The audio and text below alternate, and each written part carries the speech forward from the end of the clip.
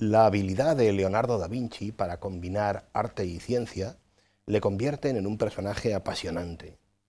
Un personaje que nos habla de la importancia de inculcar el conocimiento como valor y también, ¿por qué no?, de atreverse a cuestionarlo. Hoy en 49 o más, Leonardo da Vinci.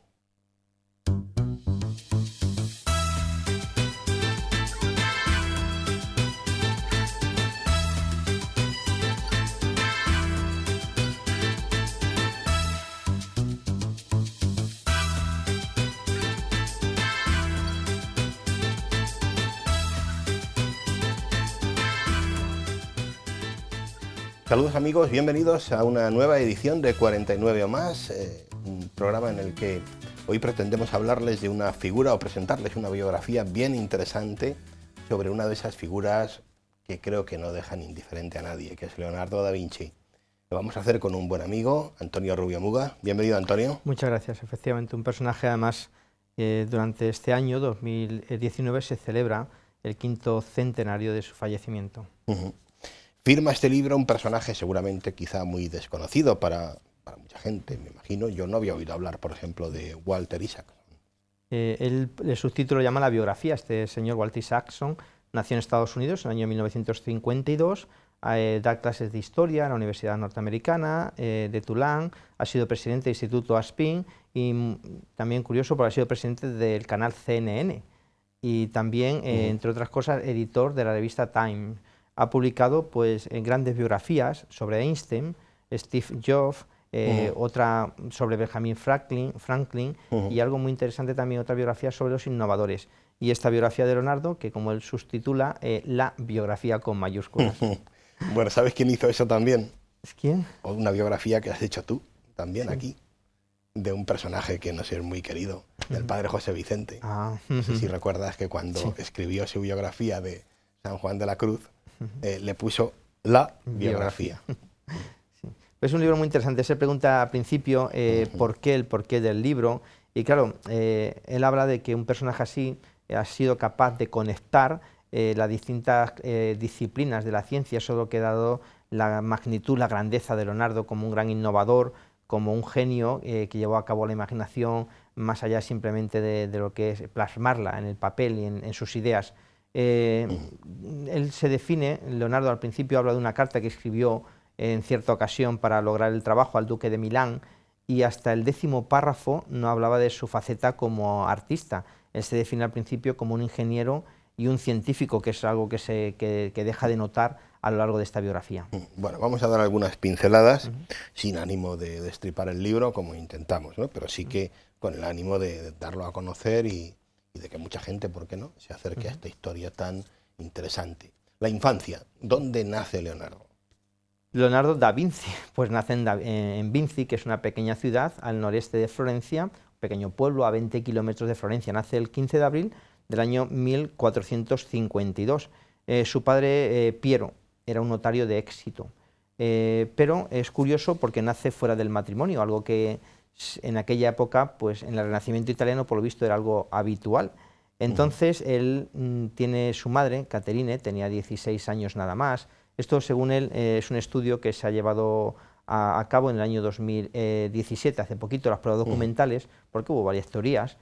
Pues su madre, Caterina Lippi, entonces no se casó con su padre, sino que el padre, pues como que le buscó, tenía una cierta posición social por ser notario, una pareja, que él va a crecer los primeros años pues con su abuelo Antonio y con un tío suyo llamado Francesco, pero siempre va a tener buen trato con su padre Piero, porque en algún momento, cuando se queda huérfano, pues va a pasar a vivir con él. Y muy pronto hacen un viaje, una mudanza, un cambio a un lugar que se va a convertir en emblemático, ¿no? Y en fundamental para Leonardo, que será Florencia. A los 12 años, efectivamente, deja Da Vinci y marchan a Florencia. Como decía, su abuelo Antonio y su tío Francesco, un tío ocioso, dice, pues van a ser los que van a vivir con él. Y allí en Florencia se entera, fallece lo que era su madrastra y su abuelo, y entonces vive con su padre y va a pasar a ser aprendiz. Estamos hablando de una Florencia en pleno Renacimiento. Entonces Florencia era una ciudad que tenía 40.000 habitantes en aquella época, destacaba por su creatividad, su economía en el aspecto del arte, un gran centro bancario, habría acuñado una moneda, se llama florín, que sería, salvando las distancias, como el euro hoy en día, con la cual pues, te podías manejar por toda Europa. Era una república, pero no pensemos que no estaba dominada, eran los grandes comerciantes, banqueros y sobre todo la familia de los Médicis, que va a aparecer mucho, los que dominaban aquella Florencia. Pues en medio de todo este confluir, esta ciudad, la cuna del Renacimiento, es donde va a aprender Leonardo los primeros pasos como artista y como científico. Y muy pronto, porque aquí llega su discipulado con Verrocchio, Sí. Y por tanto una primera gran obra de las muchas que va a firmar Leonardo, una primera gran obra de la mano de Verrocchio, que es el bautismo de Cristo. Sí, él entra a trabajar con Verrocchio, efectivamente, cuando tiene solamente 14 años como aprendiz. Hay algo muy importante que siempre va a hacer hablar del Leonardo, que es que solamente asistió a la escuela nada más que para aprender ábaco como comerciante, por la que le servía. Y la disciplina que él no va a ser un autodidacta, podríamos decir. En aquella época no va a llegar a dominar ni siquiera el álgebra ni el latín. Entonces con Verrocchio va a estudiar geometría, que le va a servir, y va a hacer ese primer cuadro que hemos hablado, que es el bautismo de Cristo, donde Verrocchio le deja pintar un ángel, nada más, en el extremo izquierdo de la escena. Y Verrocchio, ahí le tenemos, queda tan admirado de ese ángel que él pinta, que jamás volvió otra vez a pintar, con lo cual ya estamos hablando de aquí, tenía 19 años y ya había superado a su maestro. Y es por eso quizá que muy joven decide empezar una etapa, podríamos decir, de camino en solitario, ¿no? Sí. Y decir, bueno, pues hoy diríamos por mi cuenta, ¿no? Sí, por su cuenta. Por eso en la década de los 70, cuando él tiene pues esos 20 años, se decide a hacer él solo, pero en aquella época, lo vamos a ir viendo también a lo largo del libro, era bastante inconstante, solamente van a pintar 4 cuadros en aquella época, una iniciación, 2 cuadros de la Virgen, que era algo muy recurrente en el Renacimiento, y un retrato de una dama de Florencia. Pero sí, ya desde temprana edad, sus maestros, ya en este caso Verrocchio, pues en nada le puede enseñar, y él decide esa etapa en solitario. Es curioso el tema del desastre que apunta el autor en torno a una obra de esta etapa, que es La adoración de los magos. Sí. Y habla el autor de desastre. Sí, en ese establecerse por su propia cuenta, en el 1477, pues va a pasar a Milán, allí va a estar 5 años, y le encargan esa adoración de los magos. Una adoración que él estudió a Botticelli a la hora de realizarla, hizo un estudio, ensambló 10 tablones, un panel de 2 metros por 2,5 por 2,5 enorme, pero al final nunca terminaría esa obra. Con lo cual, ya digo, él siempre va a ser un pintor y un humanista, un renacentista bastante libre, y pocas de sus obras, y sobre todo luego lo vamos a ver también en el tema de la ciencia, de esas ideas que tenía, se han llevado a la práctica. Esto pasaría también con San Jerónimo. Sí, porque en esta obra inacabada que hablábamos anteriormente tenía 60 personajes, y claro, en una obra de tan magnitud, una persona tan perfeccionista, que era imposible ejecutarla sin ningún tipo de defectos, y ello lo llevó a dejarla. San Jerónimo pues sucede exactamente lo mismo. Él juega mucho, una obra inacabada, con la psicología, es uno de los grandes aportes que hace Leonardo a la pintura.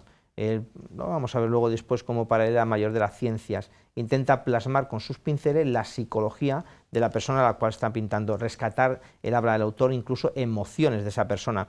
Y lo que es importante, que es el primer gran dibujo anatómico, podríamos decir, de la historia. Es una de sus obras favoritas que él se llevaba consigo. Eso también es curioso. Pintaba una obra, no la acababa, y esa obra le acompañaba durante mucho tiempo hasta que la finalizaba. Bueno, avanzamos un poquito para decir una pincelada sobre la etapa de Milán, que será otro lugar también importante en su vida, ¿no? Cuando cumple 30 años, en el año 1482, marcha a Milán. Allí va a pasar 17 años, los siguientes 17 años de su vida. Vamos a ver cómo allí aparece con un amigo, Atalante Migliorotti, que era un músico para el cual compuso, también hacía instrumentos musicales, y allí se va a encontrar con Ludovico Sforza, el famoso gobernante de Milán, que era, dice, piadado y pragmático. Entonces, Leonardo le va a pedir, a través también de una carta, le va a escribir pidiéndole pues trabajo. Y es curioso, hablábamos antes de que hasta el 10º párrafo de la primera carta no habla de las dotes artísticas, y aquí todo va enfocado como un ingeniero de tipo militar. Eso es muy curioso para que veamos la magnitud de Miguel Ángel, que se movía en muchos campos. Bueno, y en esta etapa aparece un personaje, un Salai, que el autor califica como un bribonzuelo, amigo de Leonardo, pero al que llega a pintar. Sí, a Salai, bueno, los amores de Leonardo, es reconocida su homosexualidad como muchos de los pintores de aquella época. Entonces Salai significa diablillo, y él le acompañó en algún momento. Habla de ese diablillo como si fuera pues su amanuense, su contable, su acompañante, en algunos momentos incluso su amante, Salai, del cual le va a acompañar gran parte de su vida. Le describe en el libro, describe a Salai como Giacomo se ha venido a vivir conmigo, dice, y es un cuadro de su acompañante, amanuense y ayudante. Bueno, y es aquí donde, bueno, pues quizá merece la pena que nos detengamos para hablar del hombre de Vitruvio, ¿no? Por un momento.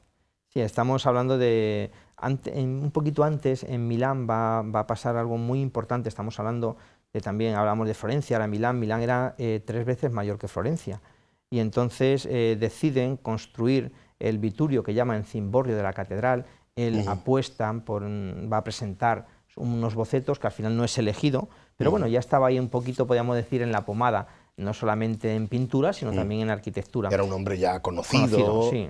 Y Marco Vitruvio Pollón había nacido en el año 80 a.C., fue un soldado, pero destacó sobre todo por el diseño y construcción de máquinas de artillería. De todas las que hizo Miguel Ángel, de todos los proyectos, solamente hubo una, que era una rueda que se aplicaba al mosquetón que hacía que se pudiera producir una chispa para que pudieran disparar. Fue lo único de todo lo que él hizo de artillería que se pudo llevar a la práctica. Pues este hombre, Marco Vitruvio Pollón, había también escrito su obra el legado más importante para la historia. Fue un libro que se titula Los 10 libros de arquitectura. Entonces, la gran aportación, el famoso cuadro que a todos nos suena, que conocemos, es la relación, intenta plasmar la relación entre el microcosmos del hombre y el macrocosmos de la iglesia, del mundo. Entonces, él va a diseñar su propio cuadro de Vitruvio que no conocemos, donde se expone rara vez, y está en Venecia ese cuadro, y donde ahí algunos llegan incluso a ver un autorretrato del propio Leonardo. Más o menos tenía el hombre, para que nos hagamos una idea, 38 años, hombre, el retrato. Ahí lo estamos viendo, y los años que tenía entonces Leonardo en aquella época. Se mira al espejo tal vez como desafiando, y es donde combina, dice el autor, ciencia y arte. Él lo ejecuta con meticulosidad. En el ombligo del hombre está el centro de ese círculo y de ese cuadrado, donde él refleja el ideal de lo que es el humanismo, la dignidad y el valor y la racionalidad del hombre.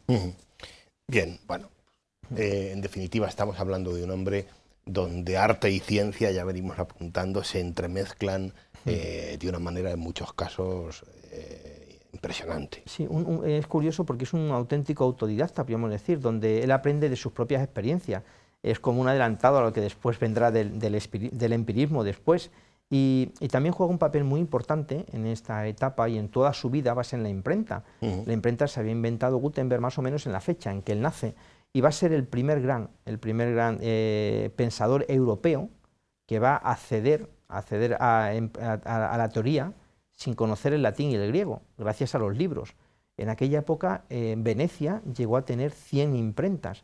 La imprenta había llegado ya en el año 1471, prácticamente 20 años después de su invención, había llegado a Italia, y había grandes imprentas pues, en Milán, en Florencia, en Nápoles, en Bolonia, donde la universidad, pero fue en Venecia donde era como el centro de la imprenta de toda Europa. Él ya en aquella época ya va a llegar a tener 40 volúmenes, que hoy nos parece poco, pero para aquello era bastante. Entonces se da cuenta en un momento en su vida de que no todo era empírico, no todo era experimental, sino también tiene que ir a los conocimientos, y fruto de eso, dado que no dominaba el latín, pues ese conocimiento a través de los libros, el legado que había recibido.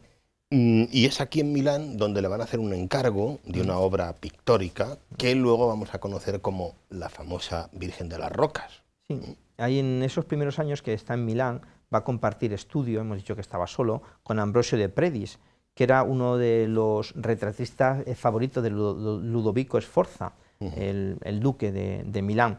Entonces, se agrupan como en una especie como de gremio, una cofradía, la cofradía que lo llaman de la Inmaculada Concepción, que les encargan una serie de retablos para una iglesia. Entonces, el retablo que le corresponde a él, a Leonardo, es el retablo de la Virgen María y el niño, rodeado de ángeles, ese encargo. Entonces, el encargo era muy concreto, tenía que pintar a la Virgen, con el niño Jesús, con ángeles, al óleo, y con 2 profetas, y él no hizo absolutamente nada de eso. Él hizo 2 versiones, una de las cuales se conservan en el Museo del Louvre y otra en la Galería Nacional de Londres. Él siempre un poco a su aire.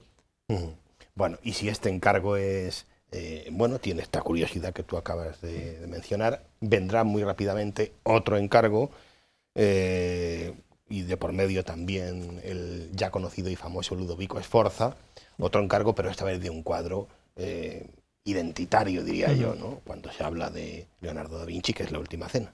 Sí, La Última Cena, es curioso, cuando habla de La Última Cena se la habían encargado para un pequeño convento que había en Milán, Santa María de la Gracia.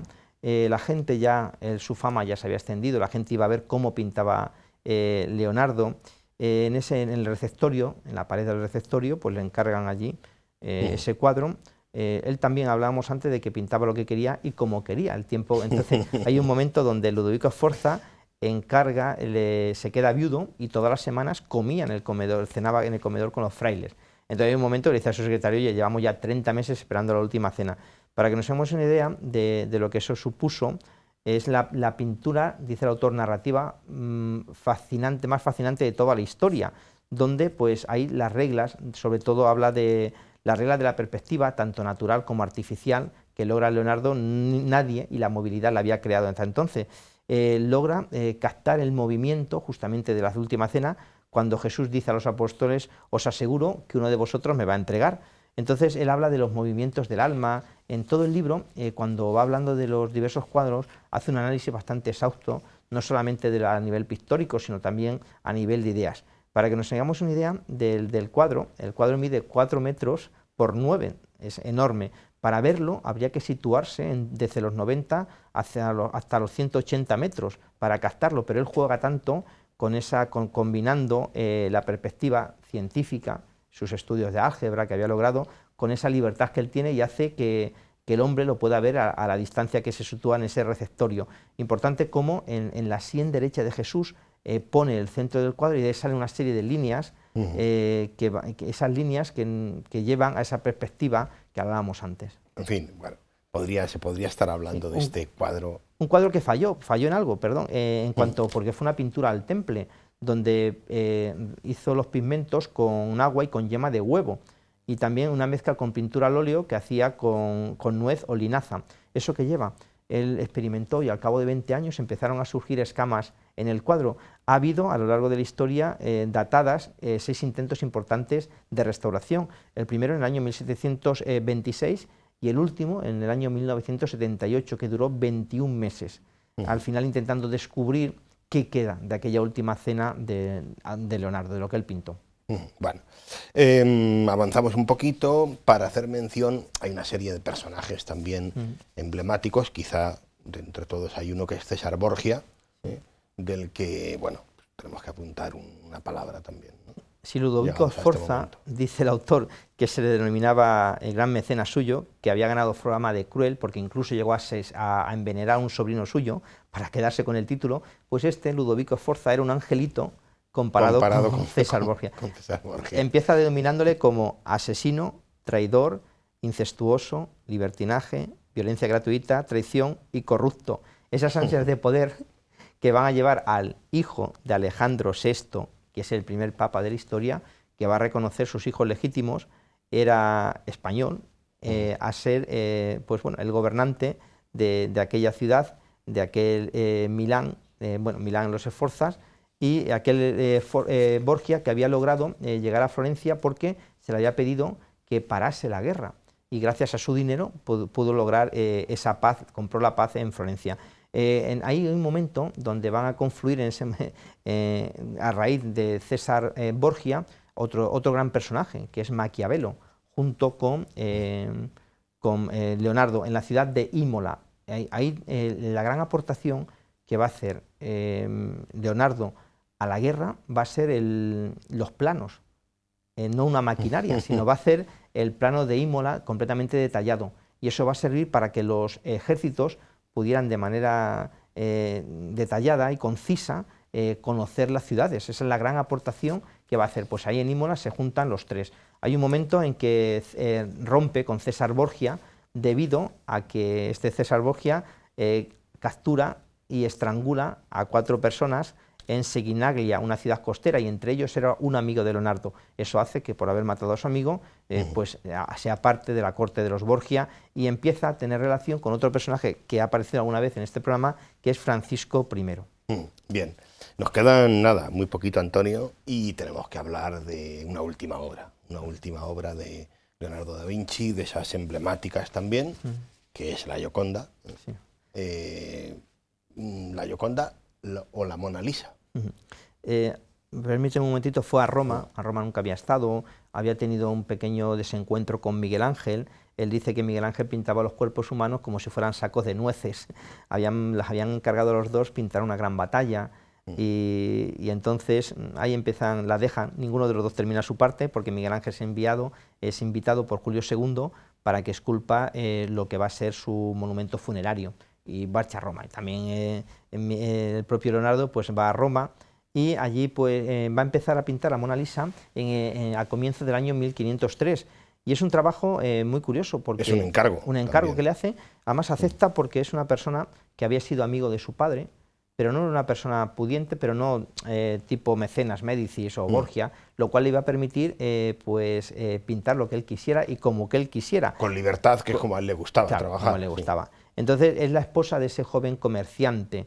Dice que ahí se ve que es capaz de retratar las complejidades de la psicología humana, y importante también cómo a través de esa Mona Lisa, que le va a acompañar, no la va a pintar de golpe, le va a acompañar durante mucho tiempo, la retrata hermosa y atractiva, dice, y con esa seductora sonrisa. Es una tabla donde se va viendo los diversos pasos de la pintura de Leonardo, las pinceladas, el estudio de la sombra, de la luz y de la óptica.